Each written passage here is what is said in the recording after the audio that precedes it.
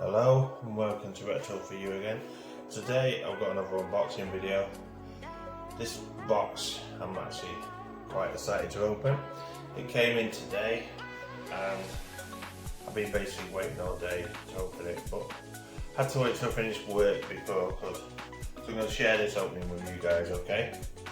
Before we start this opening, I've actually reached 25 subscribers, so thank you very much to whoever subscribed. Keep subscribing, tell your friends, spread the word. I am going to start the Rusty Amiga 500, which I promised to do when I hit 25 subscribers, so expect that video in the next 3 days, I'd say. Okay, let's begin opening this. Hope I don't cut my hand open on live video. It's well sealed.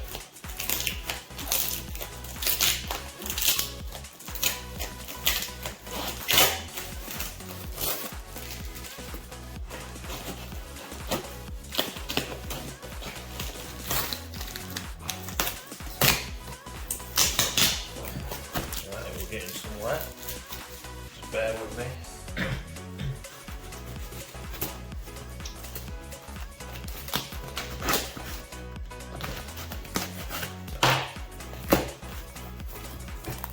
Okay, so she's free.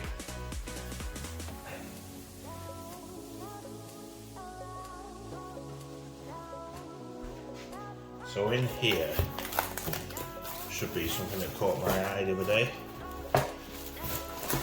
Lots of bubble wrap. 10 out of 10 for whoever packed it.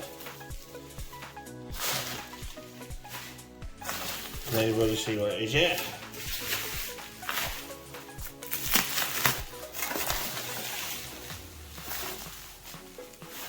No? Right now. Yes, very well packed.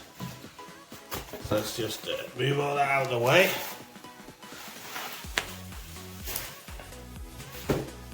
And here, that's something from the year 1993. It's released, and it's released for 1 year only, due to a certain company going bankrupt. We all know that company was called Commodore. So, in the 90s, they released a games console, which is basically to compete against the likes of Sega for the Mega Drive, Saturn, sorry, at the time, maybe. And they came out with the CD32, as you can see. Now again, there's no power supply. I'm going to have to make my own power supply for this to see if we can get it tested. Again, it's not marked as running, but there's something interesting about this one, which I will reveal now. I mean, does it even open? Oh, that's resetting it. So these just pull open, yeah. And it's got, there you go. That's a common problem. Also, as well, it's got the FM back on here, but let's see.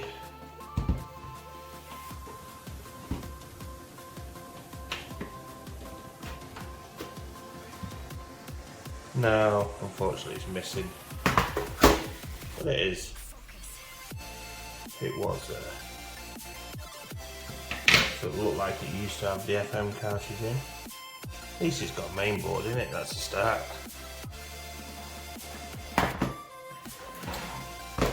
But what got me about this one, if you notice underneath, can anybody see that? This is Powergram Publishing Limited, asset tag. And also manufactured September 93, which means it's an early machine. Powergram Publishing Limited were owners and makers of the CD32 magazine, CD32 Gamer, which ran from 94 to 96, a total of 22 issues. So this machine must have come from their Oh, from Paragon Publishing, obviously. From their magazine, so maybe it was used for testing, for doing reviews, maybe even in a magazine sometimes. Like I say, I don't know whether it works or not, but in a way, it is part of Amiga history. So, let's have another look again. Let's see, I think it looks like actually there's a couple of screws missing here. One, this one's out. Two, there's missing a screw there. Three. In fact, I don't even think they are correct screws. I mean, I'm not seeing any. See, because there's not many of these consoles around anyway. As they're only made for a year. But they do not look correct to me. As you can see, they're on a bit of a funny angle. So, obviously, I mean, you expect machines of this age to be opened up anyway sometime in their life. So, coming into the future videos, we'll be making a power supply for this. We'll be opening it up obviously to take a look. I'll make sure I make videos of this every time we do this so you can follow it. But it's another machine to follow. So just keep following, keep subbing, and thank you very much. Hope you enjoyed this quick unboxing video.